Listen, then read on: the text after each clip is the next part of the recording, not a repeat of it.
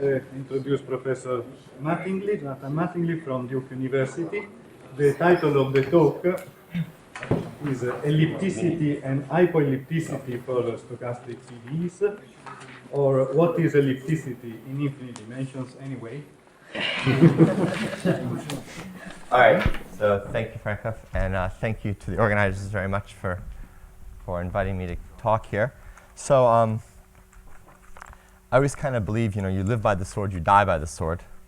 So last night when I discovered, due to a freak rsync accident, my PDF seems to have disappeared from the world, the one I was going to modify for this talk. So if you live by the sword, you die by the sword. So here I go.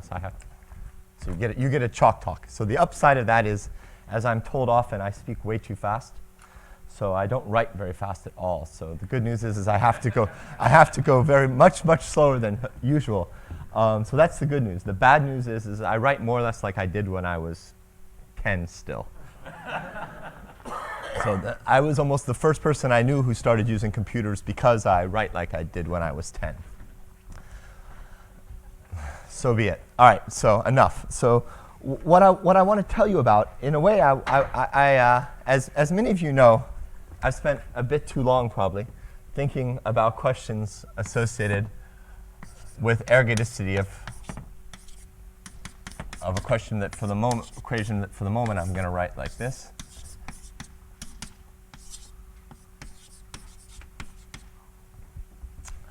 And for everything I'm going to talk about today, sometimes because it's probably necessary, and sometimes I know it's not necessary, but for simplicity, L is going to be some positive, definite, self-adjoint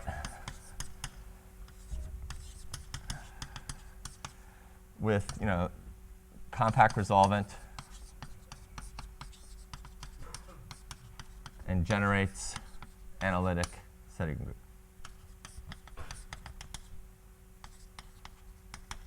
So just very nice. And F, well, we'll come back to it in a minute, but in general, I mean, this is going to be the leading symbol of this equation. And what I'm interested in is the behavior of this equation for a long time, but in some ways that's going to come back to the regularity, the regularizing properties of this equation, and so, or the semigroup generated by it. So we're going to be interested in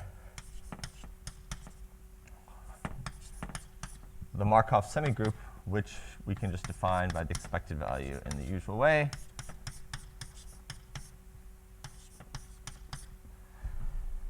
And what I'm interested in is contrasting, comparing and contrasting.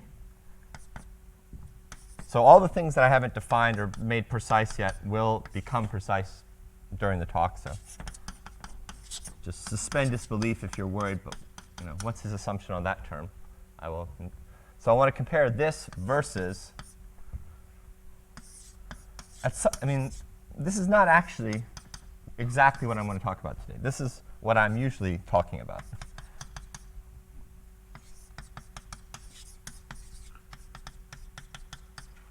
So here I have some cylindrical Brownian motion, W. This is some set of functions in my space H. And I should say, actually, so I'll define H alpha to be the domain of, OK, so there's a small danger and nightmare that's going on. I'm tell you what papers I'm basing this on, but the idiot who wrote them used two different definitions for his fractional power spaces in the two different papers. So I think I've normalized them all to the correct place, but there's this non-zero chance that at some point I'm going to have to say, oh, shoot, I meant to divide by 2 there. But I apologize when that happens. I should really not do that. But I think I have now normalized all notation to use this. So this is the fractional power space associated with this. I'm on a Hilbert space. So I'm going to put this all in a Hilbert space H. OK?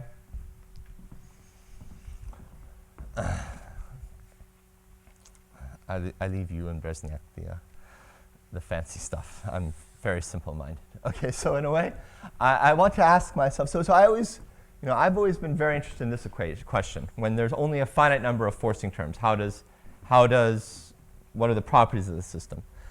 But in my talks often I've made these statements about kind of that in some ways, when you're in this setting, you're often a perturbation of the linear equation in some sense. But even if you have this, often you, morally speaking, are in this case. And I guess I kind of want to point that out. And I really want to, in a way, start off by talking more about this setting. And that's really the main 2/3 of my talk will be about that. So let's, yeah, thank you very much. Fantastic. I'll do the same. Go get your money. Oh, am I not supposed to lift it up? Is that scary? Okay. I'm not that out of shape. I can still. Okay. So if we're in finite dimensions, so what happens in finite dimensions? So I'm going to leave that there for a moment. So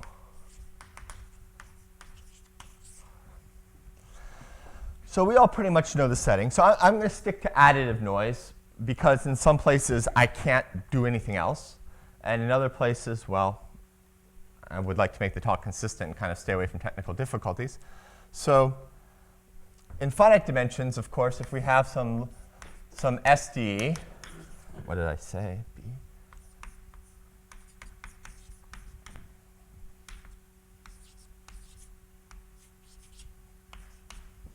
Of course, this generates an elliptic operator, which we all know very well. So let's say we're in RD.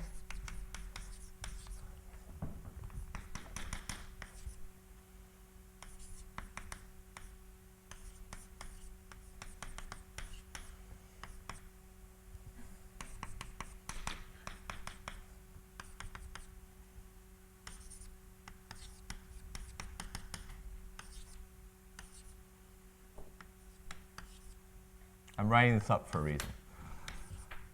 You see, I really do write slow.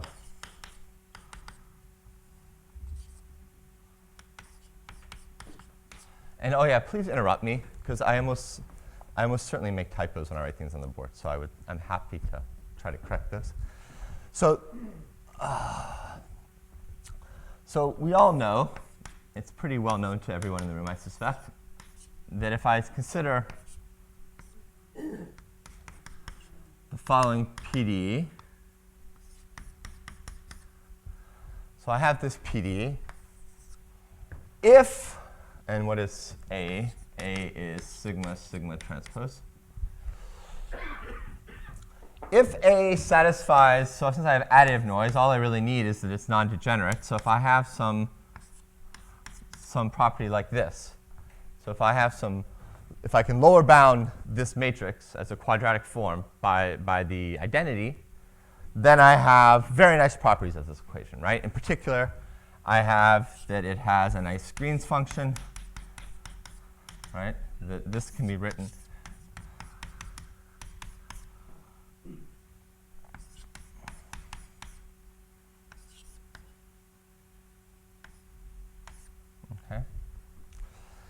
and this is a very smooth function. This is a C infinity function. This has, in this simple setting that I have here, this is positive everywhere, right? So in some sense, what the statement is, there's a whole list of facts about this equation when this is true, when it's uniformly elliptic. And in a way, what you could say is, you could restate that and say everything, or many things I know about equation with L equal Laplacian are still true.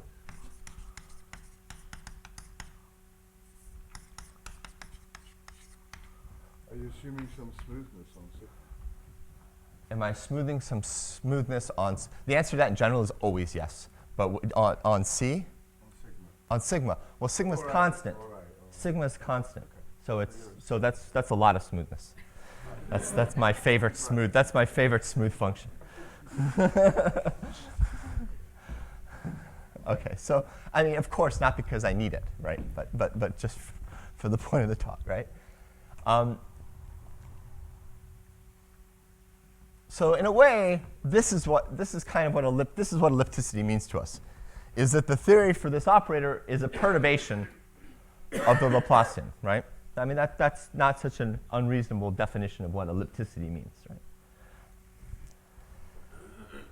And OK, so now let's go back to this setting. Let's go back to the infinite dimensional setting. What should we assume here? I mean, here it's enough, for instance, it's enough to say that A is non-degenerate, right? In other words, to say that the kernel of A is the 0 vector only, right? Now, the problem is over here, that's not enough. Non-degeneracy of this, so we could also, in the same way over here, we could talk about, if I write down here, can the people in the back see now that we've moved this? Dirk, can you see? Yes? OK, I have two people have said yes. I've gotten 2 stars up. Thank you, Frederic. All right.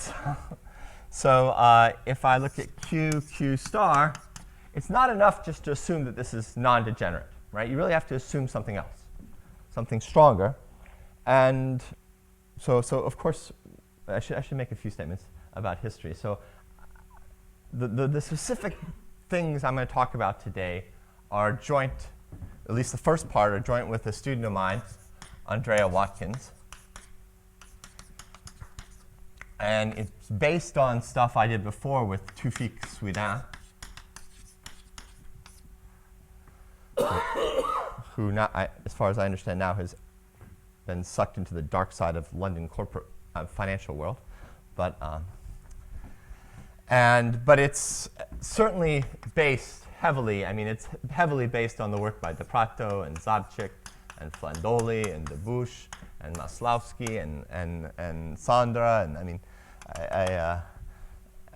I should have probably followed Lorenzo's approach to this comment, which I loved very much. So I don't offend anyone, I won't say anyone's name. but still, there are certain people who I can't even bring myself to leave them off under that guise. So, and then the second part actually will pick up with some stuff that I did with Martin, of course. So what the statement is, what should I replace this with? So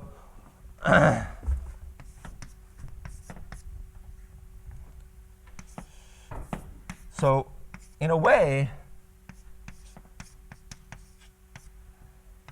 the kind of condition that I'm going to use is this, where gamma and delta are, and the exact values of them will depend on the setting, but this is the kind of condition that I want to assume, right? I mean, this, and in a way, this really is, I want to kind of argue that, show you some properties maybe that follow from this. Many people have used assumptions like this, especially in investigations of the strong Feller property. But I want to show you a little bit more than that, that this implies some other properties that really make this, give me reason to want to start calling a system that satisfies this, which is what I often call it, a truly elliptic. Truly elliptic.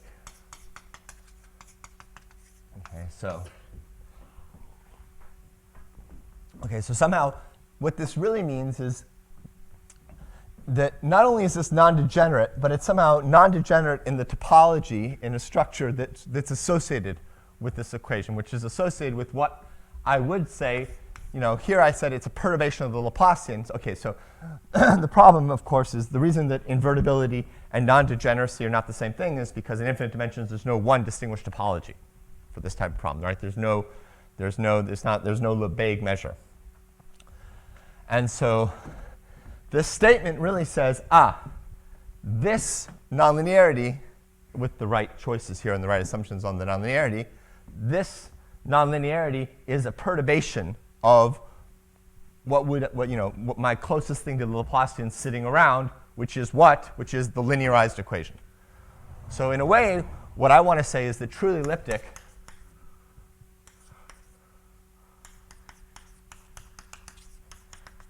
Okay, so I'm not going to give you a definition of what I mean by truly elliptic. It's a point of view, and I think that maybe someday we'll have a definition of what we want to say is truly elliptic. But whatever it is, it has to contain at least the property that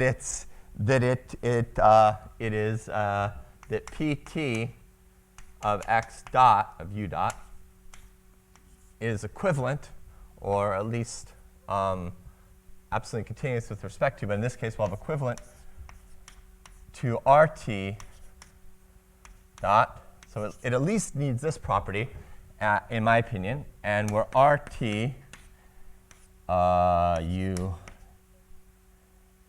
A is just the expected value starting at U of the indicator function ZT, where ZT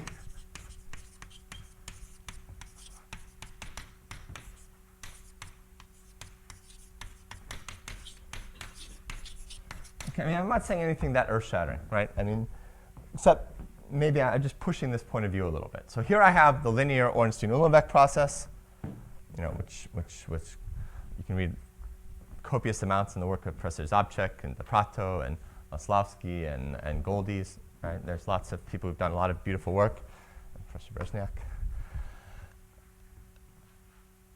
And so what I want to say that, you know, I wanted to investigate a little bit, when is this true?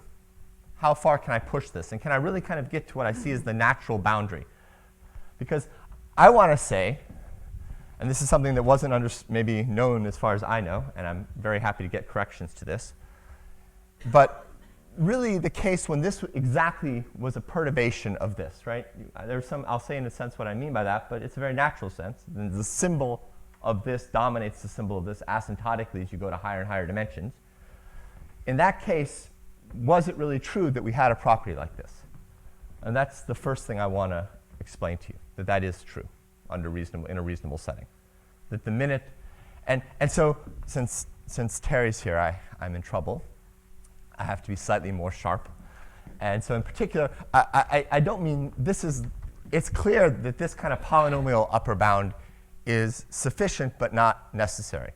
In other words, I expect that there's a whole family of monotony increasing functions like exponentials or slightly sub-exponentials or exponential functions that I could put here, that if I had these kind of bounds, you'll see from the work. And it'd be an interesting thing to prove actually where that boundary was for one equation at least, just to kind of understand that. All right. So the kind of problems that I'm interested in. So let me say a little bit about F. I think I was already supposed to say that, and I forgot to. So I'm going to assume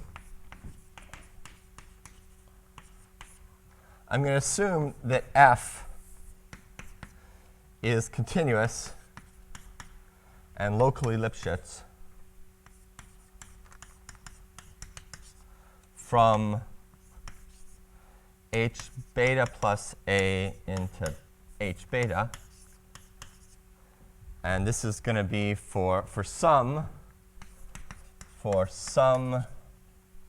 right, so there's a whole menagerie, unfortunately, of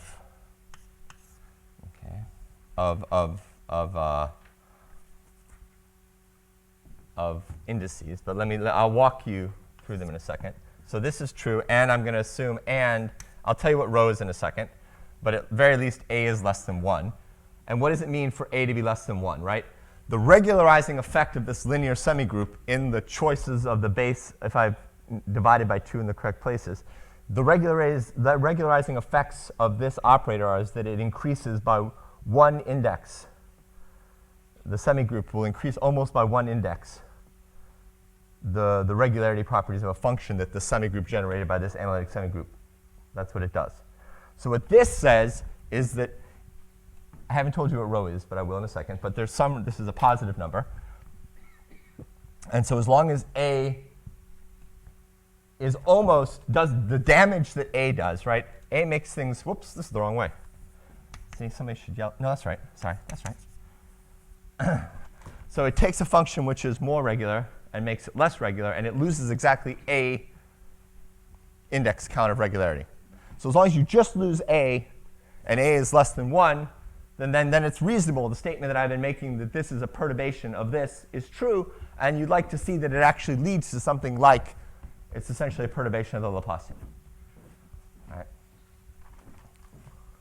As I see Michael Lochner intently watching me, I should have added his name to the list, obviously, a moment ago. So following Lorenzo's principle, I'm already in trouble.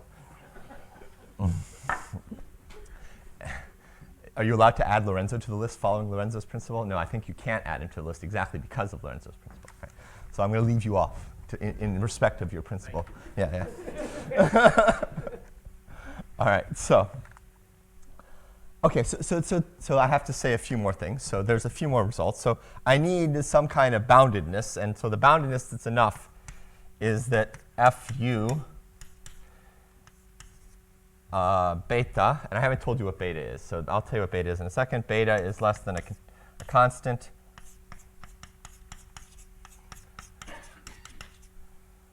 p, and this is for all beta in minus a gamma minus rho plus a half minus a. Okay, and so what is gamma? So I mean, sorry, what is rho? Rho is a number in. So this is one assumption. So I'm not going to do this with every single result that I write all the laborious details, such that Q from my cylindrical Wiener space into H gamma minus rho is Hilbert-Schmidt. Okay. So I need some Hilbert-Schmidt assumption. So I mean, here's this whole zoology of indices. I have these indices. So if delta is 0, then the asymptotics of this are precise. It really goes exactly as this operator. But maybe I have a little fudge. It wiggles a little as you change in different directions in the unit sphere in H. So maybe there's a little inhomogeneity in the direction, right? Anisotropy, thank you very much. Anisotropy in the diffusion, but it can only have this much wiggle. And then exactly how much wiggle that is plays back into you need this Hilbert-Schmidt and this, but then as long as for some rho in here, but then rho will come in later. But so basically the take-home message is I have some type of ellipticity bound like this, and I have some polynomial growth.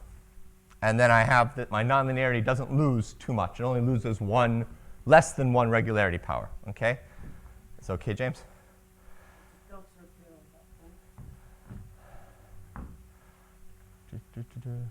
Not yet. Not yet. So that's right. So right, and delta has to. I mean, in a way, it's good that I show you this, but at the same time, I don't expect you to actually absorb this. Okay. So if you do the bookkeeping, somehow delta plus a plus rho is less than 1. So kind of I have 1 to give away somewhere, because that's what the regular. This is all written up, by the way, and either you'll read about my student being dead, or it'll appear on the archive by the end of the month. One or the other is going to happen.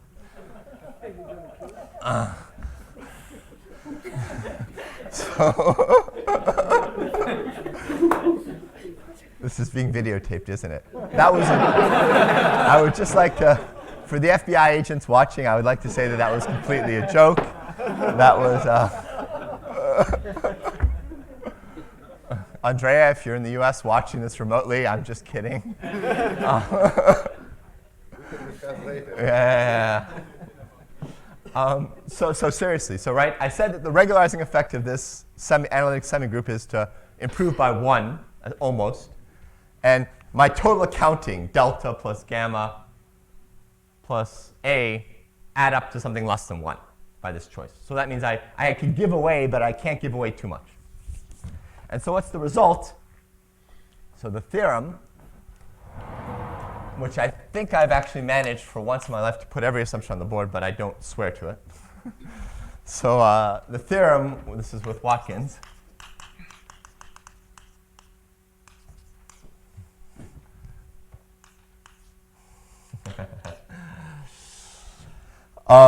Says that the following. If the expected value of this sup S in some interval 0t of us to the q, this is the 0, is less than infinity for some q which depends on P, okay, and I think pretty much almost everything else. So there's some Q which I can stipulate precisely. So I'm also borderline dyslexic. So if I misspell a word, Yeah, but your consonants depend only on.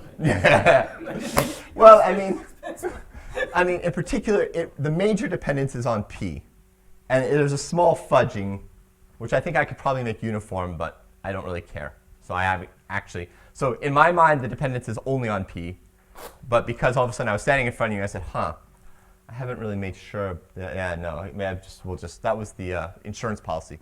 The first part is the moral truth. Does that make sense then? But you're right, of course. If this is true, then PTU dot is equivalent to RSD dot, which is equivalent to nu. So this is for all, I'll tell you what nu is in a second, for all t s in 0t, and for all u v in h, 0, 1, the base one. And this is the invariant measure of z. This is the unique invariant measure. Okay? So in other words, with these assumptions, I have a unique invariant measure. I have a nice setting. When you do all my counting, everything is OK, right? And so then the point is that I have this state. OK?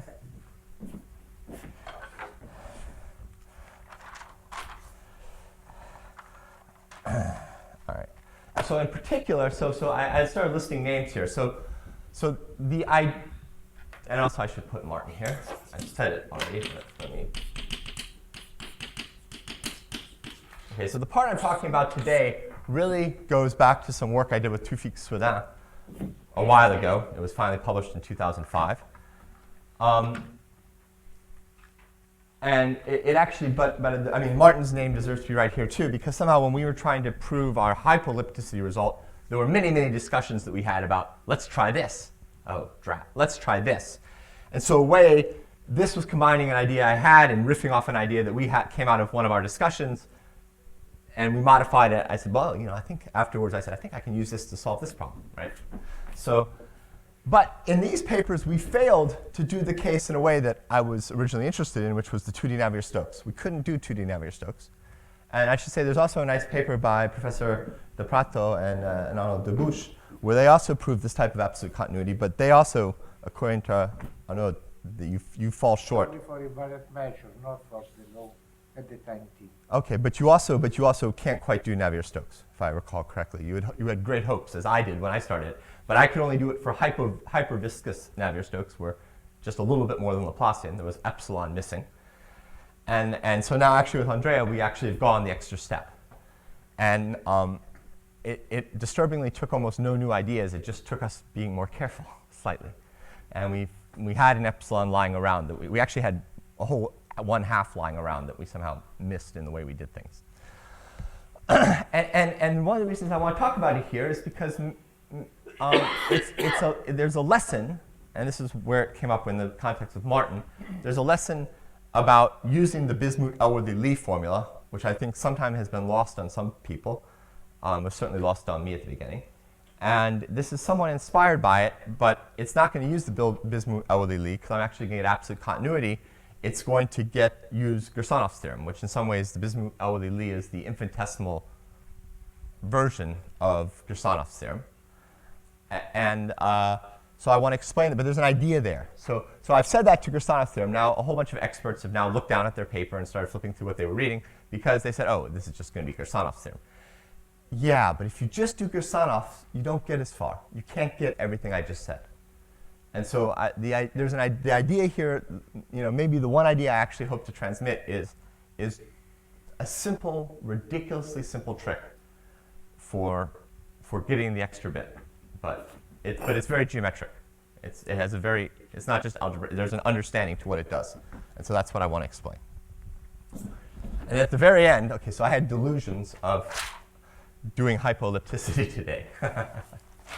All right, maybe I will definitely state some of our hypoelliptic results, some of the more recent stuff, but I want to at least, people seem to be giving understandable talks, so I decided to try to follow suit. So what's the idea? So does everyone understand the result? So this works for Navier-Stokes in 2D. It works. We've worked out the details for Cahn-Hilliard. So this works for Cahn-Hilliard. So it works for kind of the border. The equations are slightly, tougher to deal with. All right. So of course, when I've been talking about my solution here, this U of t, I've always meant the mild solution, given my, my marginal regularity. So what I'm about to give you now is an idea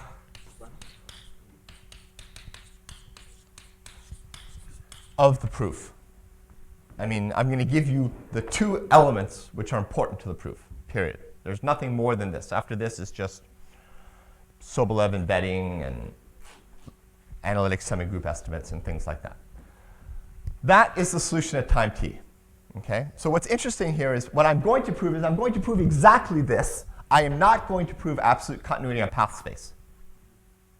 I'm not going to do that. I'm only going to prove continuity at time t. And that's the difference. That's what lets me get into Navier-Stokes and reaction and Cahn-Hilliard. Those, I don't have a proof of this, but I believe strongly that those are not equivalent on path space to the Ornstein-Uhlenbeck semigroup, but they are equivalent at time t margins. Okay? And in this paper with Tufik-Soudan, we already showed that, or we already showed that we could only, there were breakpoints in what we could prove. We didn't actually prove that it wasn't true in the others, but I would bet, I used to always say I'd bet my car on it, but I have a car that I like now, so I used to not like my car very much. But I would bet something large. So what's the idea? The idea is the following. I'm going to use Gersanov, but I'm going to use it in a different way. So first I'm going to start with a ridiculous observation. I can rewrite this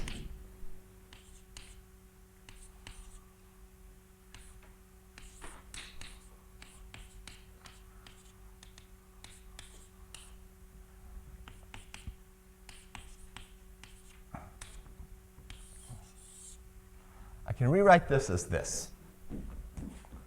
Okay? Is everyone with me? Right?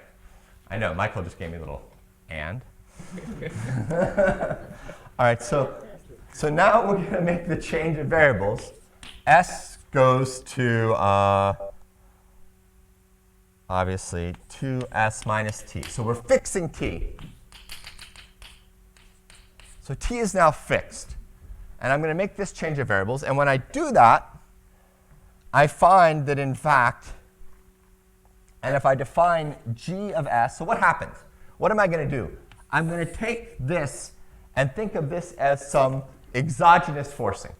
So I'm going to solve my PD, my SPD, and I'm going to have that sitting around. And I'm going to couple to it another SPD, which is going to have this term with the u from the previous first solved PD as an exogenous forcing.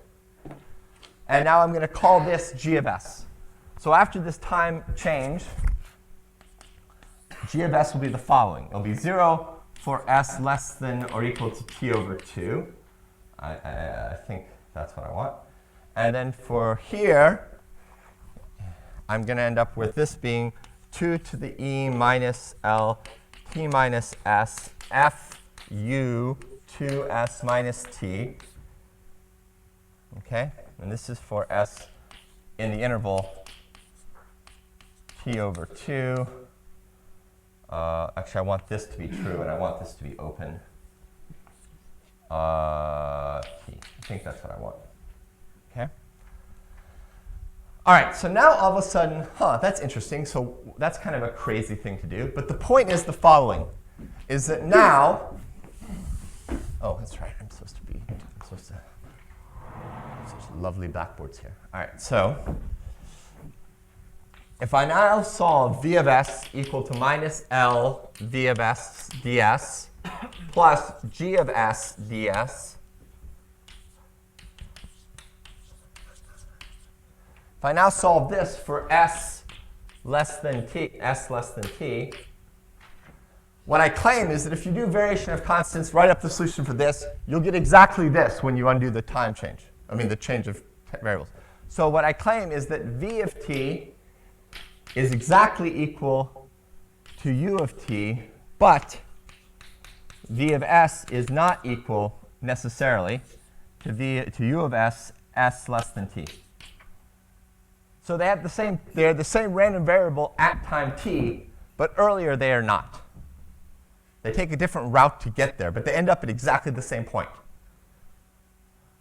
So if I prove equivalence pathwise of v to z, then I get the time t marginals absolute continuity for free. Just I say regular conditional expectations 3 times and click my heels or something like that. Right?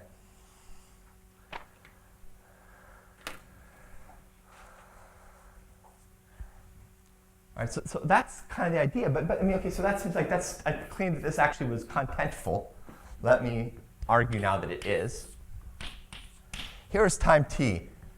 What does Gersonov say? At every infinitesimal time, my drift of my first equation does something which is not what I wanted it to do, because I actually wanted to follow a different path.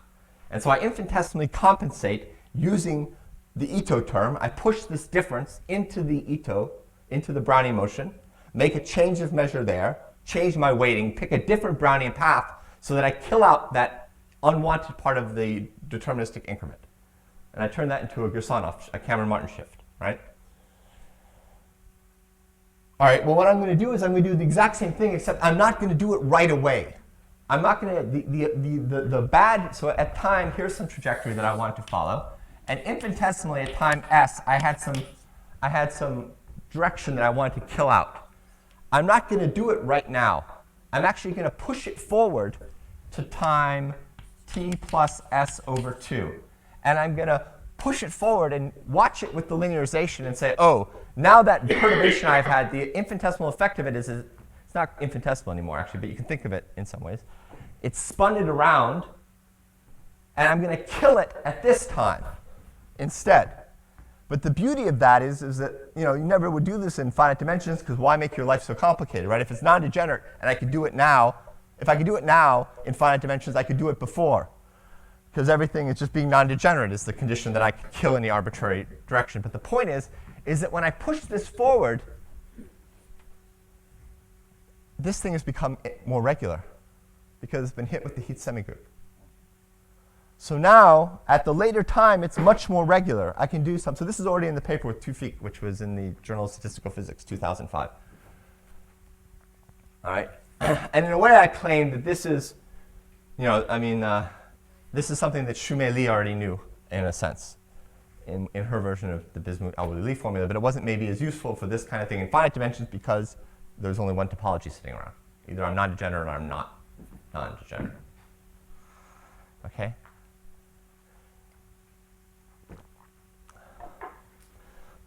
So maybe, I found this interesting that this works. And it's a trick, maybe, but it's a trick with content. There's a geometric reason why it's useful, why it works.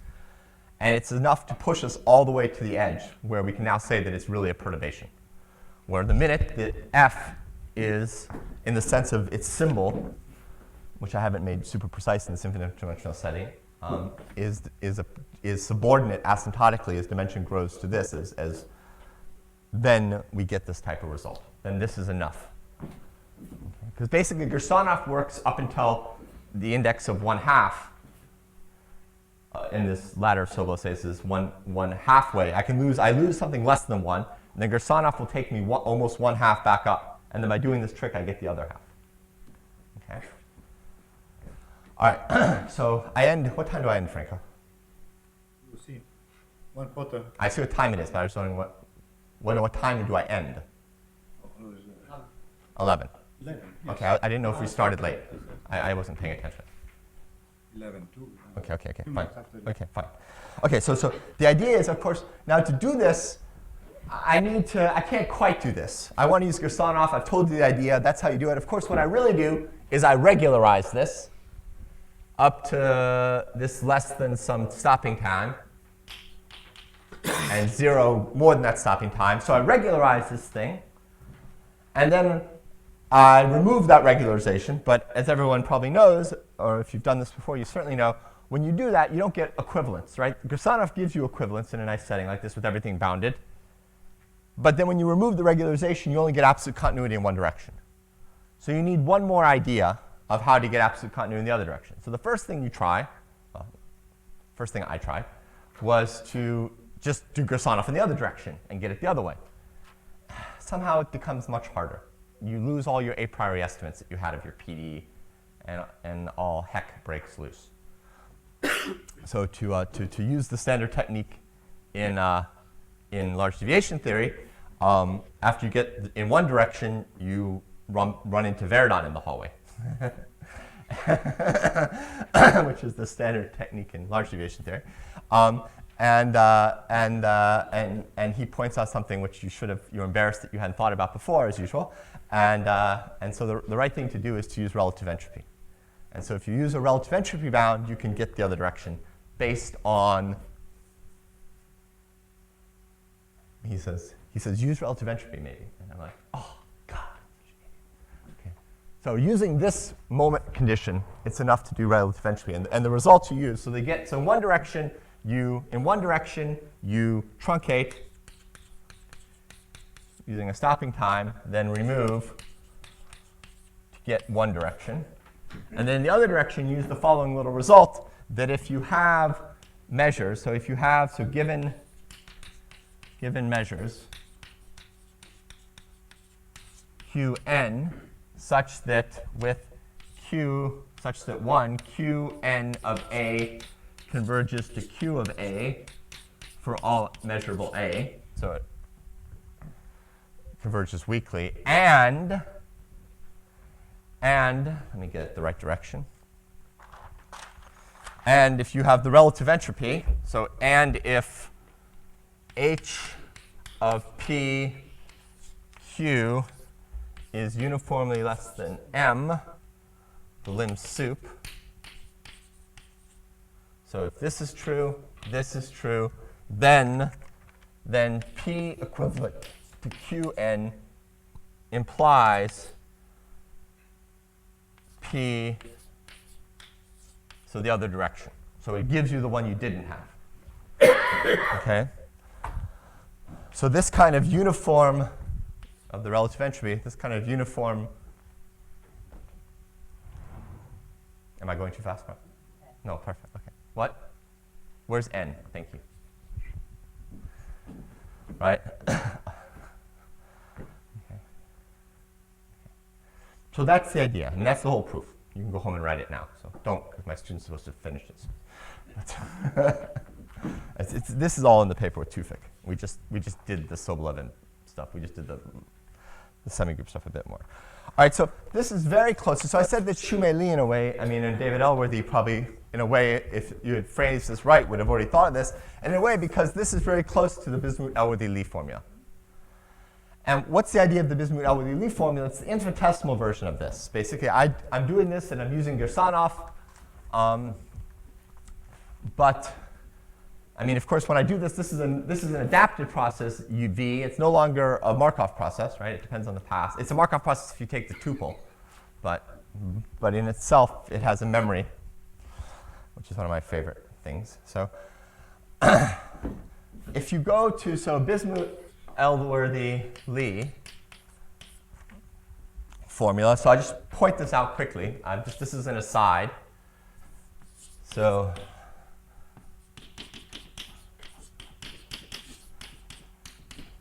let me make this S, sorry. And now I'm looking at the linearization. And I'm looking at what happens if I take, this is ds, and this is for an h in L2 of my space that my cylindrical, this is where my cylindrical Wiener process lives. So this is my, well, actually, it doesn't live there. This is the Cameron-Martin space for that cylindrical Wiener process. Then if I take h of S equal to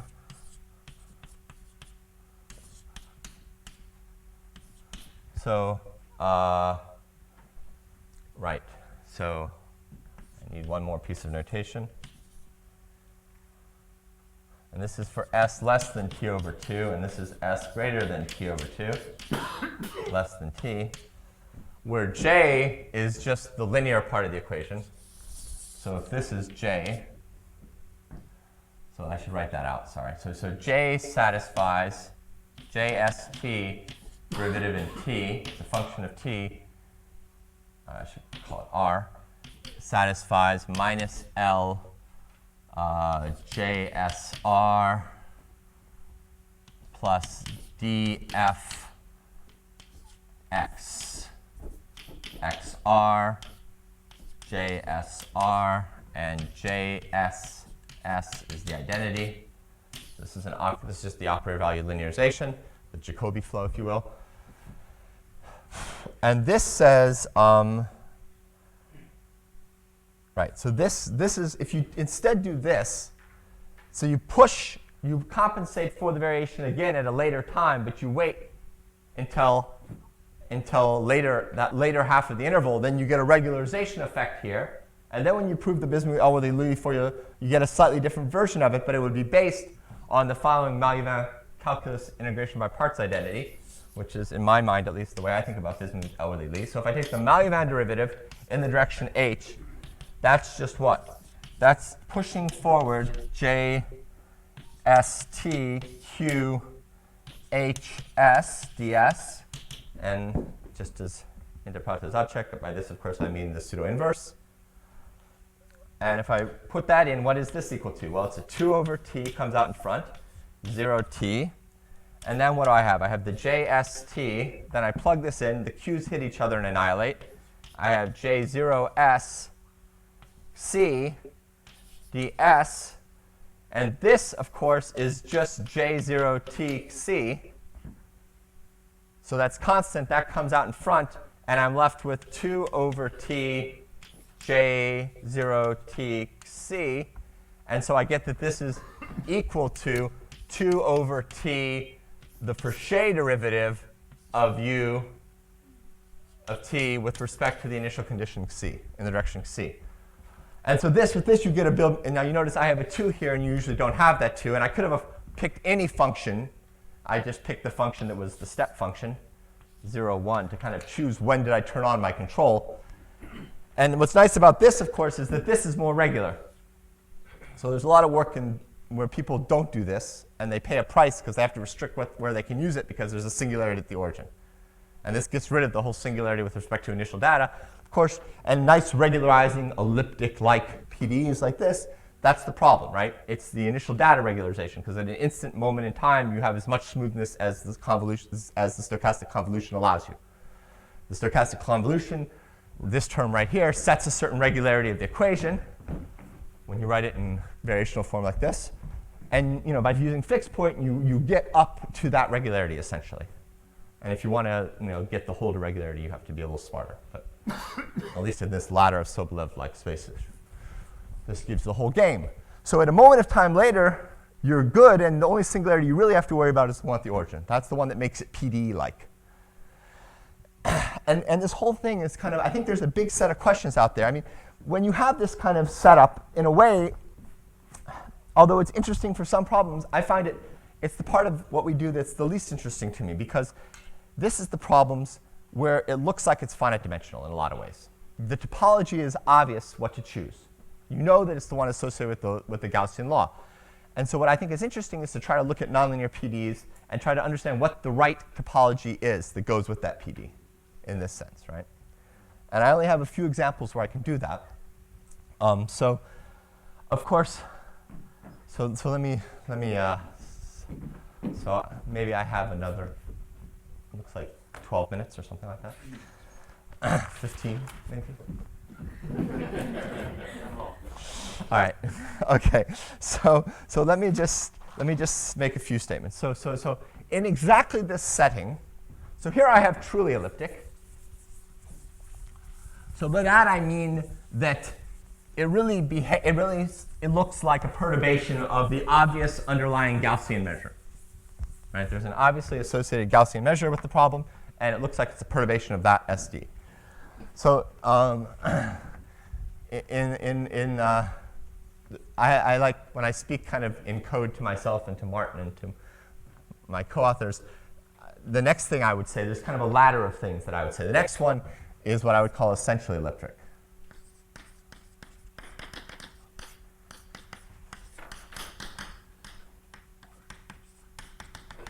And then after that, I would say truly hypoelliptic. So by this, what I really mean is that if I take QQ star and I project it onto the stable directions, then this is in the stable directions. I'm sorry, did I say stable? Somebody should shoot me. I meant unstable. Unstable direction. I'm just going to write U. Okay? So you project into the unstable directions, and the thing is elliptic in all the unstable directions, because somehow you'll get a different kind of result. You'll get these types. So this is related to the stuff that that Brickman, Coupion, and Lefebvre, and Kuxin and Shirakayan, and myself, and Waynon and Sinai all looked at. So in this case, this is really where somehow you have some dynamic contraction in the high modes that gives you kind of a Wasserstein type convergence, and then in the low modes, in the unstable modes, you have ellipticity enough to do everything.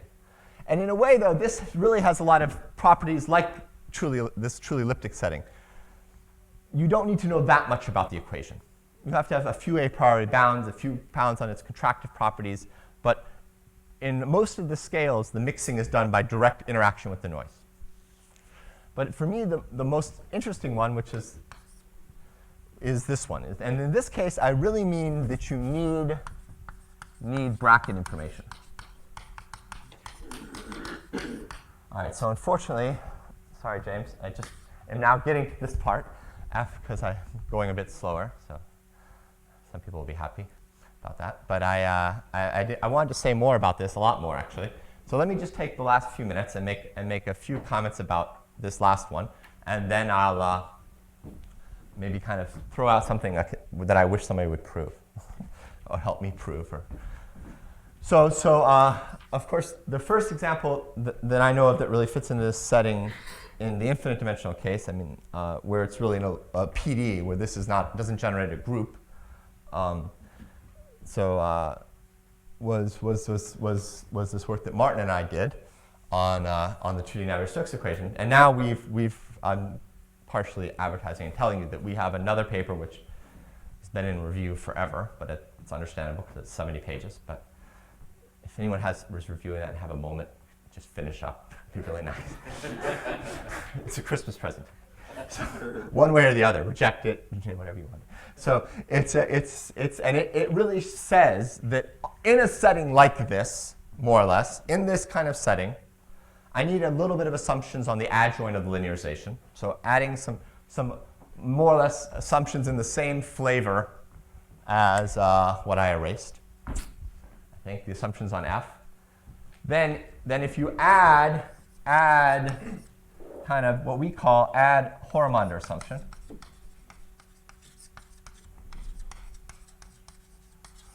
All right, and so let me say what that is. So what we're going to do is we're going to add Horomander assumption. So we're only going to work in a certain setting, which is admittedly a simplification.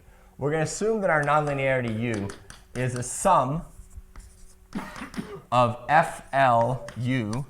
L goes from 0 to R, where FL can be understood as some symmetric RL linear form. So we're thinking about writing. So this is what I would call a polynomial. A polynomial on my Hilbert space. So it's a sum, a finite sum. Can we do analytic? No, I cannot because I'm tired of this. But can it be done by someone? I believe strongly. But a finite polynomial, so that's Navier-Stokes, Kahn-Hilliard, whatever you want, right? Most of the equations we have come from that. And these are continuous locally Lipschitz polynomials in the same way that f was, from a ladder of spaces which never lose more than a little bit less than 1. And then there's assumptions on the linearization. But if you have this, what I mean by the Horremander assumption is I mean the following, that if I define A0 to be FR, the top one, and I stick in all the directions that I'm forcing, FIK, FIL. So if I first, whoops, sorry, let me rewrite that. Let me write that a different way, sorry. And I want to make this one to be to F, what am I going up to? FM. So this is a finite number of directions. These are the directions I'm forcing. And if I define n plus 1 to be FR, H1 to HR, where H is in, HI is in the previous one. So I define that, and then I find A infinity to be the union, L equals 0 to infinity of AL. And then if linear span of A infinity is dense in H, then you have a hypo-ellipticity statement.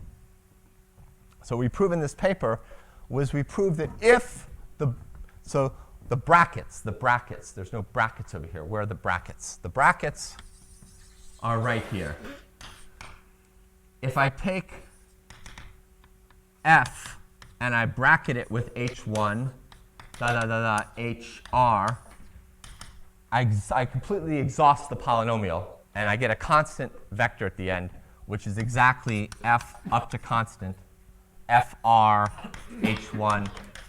So I'm really taking a sub-algebra of the normal Horremander algebra. But it's justifying the following sense. It makes life easier because all my vectors are constant. Kind of all my, everything is in the, if it's in the domain somewhere at one point in space, it's in the domain everywhere, which is an issue in infinite dimensions. And so if you have this type of assumption, then that's what we call our Horremander assumption. So if this generates a ladder of directions which are dense in the entire space, and then with a little bit of regularity assumptions, we actually get that this thing is asymptotic Strongfeller, and so we get enough to prove types of ergodicity. And I'll also mention that we actually get, in fact, a spectral gap in H1, which is in W1, in Wasserstein 1. So we actually get spectral gaps, which is also very useful.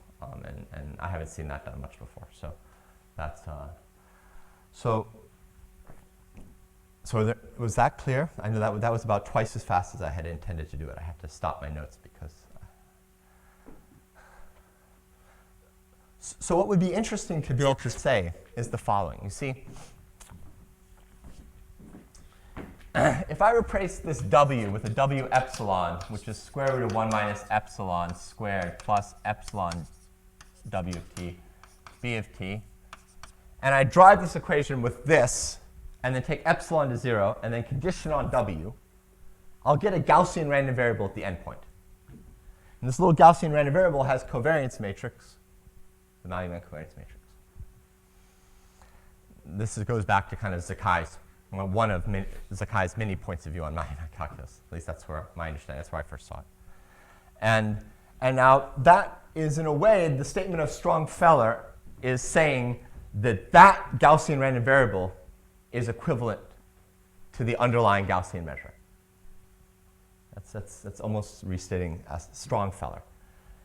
And it would be kind of interesting to know that if I had that in some uniform way, that I actually got this kind of equivalence. That somehow we can pick out the local topology by studying this. I mean, I think I see one rough path cognoscentia, but I think this might be doable by these techniques. But it would be interesting to kind of have that connection in a stronger way. Because we also, in this paper, we just recapitulate, essentially, using this trick, showing that it is Strongfeller. But then the minute you leave this kind of uniformly elliptic, this truly elliptic point of view, I claim that it won't be Strongfeller, right? The minute you have this thing decay faster than this, not this fast. OK, if I had it decay, I think that I could actually put some function of the symbol here, which is not just a polynomial. Something exponential should be good enough. with maybe a little sub-exponential would still be good enough. I didn't bother. But certainly, I can put a function phi here that I would have bounds like this, and it would definitely never be elliptic. This kind of regularity would be lost. This kind of absolute continuity with respect to the initial condition with respect to the Gaussian invariant measure. And I think really one of, I mean, if SPDs, if this corner of SPDs is going to be different than finite dimensional SDs, one of the real important questions, and for some of these shell models, it's really the question in the background for me, is how does this structure propagate through to create kind of a natural topology for that equation? How can we use, and in this way then stochastic analysis will be telling us something interesting about the underlying deterministic PD in its own right. It'll kind of be giving a natural way to associate. In a way, it will be the topology associated with the physical measures, with the SRB measures. It'll be the topology associated with the local structure of this problem in a natural way. And so I think that's kind of an interesting program. I mean, I've only been able to carry it out to a level that I was willing to publish in yours in just a simple two linear examples that I published with Eric Van den Eyden. And they're kind of instructive, but they're very special tricks.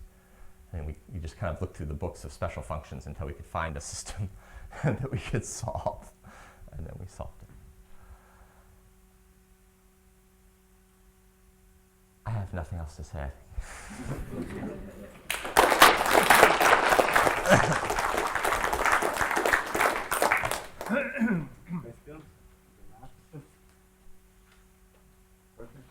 Harry. Sorry. Going back to your remark about how you thought that the heat kernels, well, the semigroups could be absolutely continuous, but probably on path space, they're not. That was not true.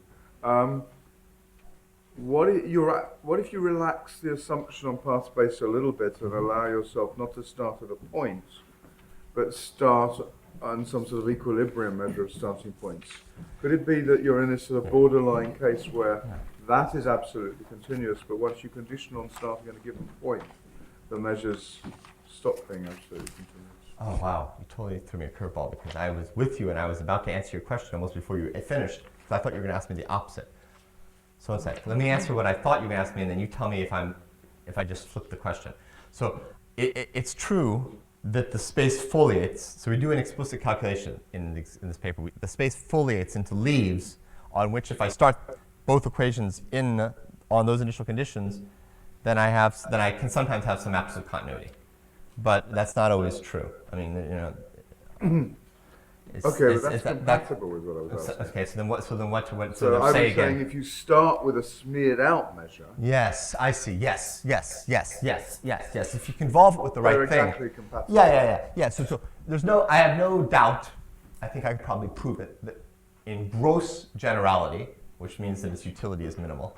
In gross generality, if I pick a measure that's really rough for initial conditions, like I picked something, a Gaussian measure which lived just on H0, but maybe not on anything else under it, then if I pick my random initial, if I perturb my initial condition with a little epsilon bit of that, I would get something which is absolutely continuous, because I would smear out all these planes.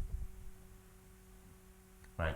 But then, of course, then the question is, okay, but then, if I try to remove that regularization, and then it would all come down to what I'm picking of the initial condition. Well, normally you'd end up having a statement about, you'd want to quantify the smearing. So if you have a measure on path space, you could then look at PT of it, and if that decays nicely, the rate of that will tell you whether or not things end up absolutely continuous.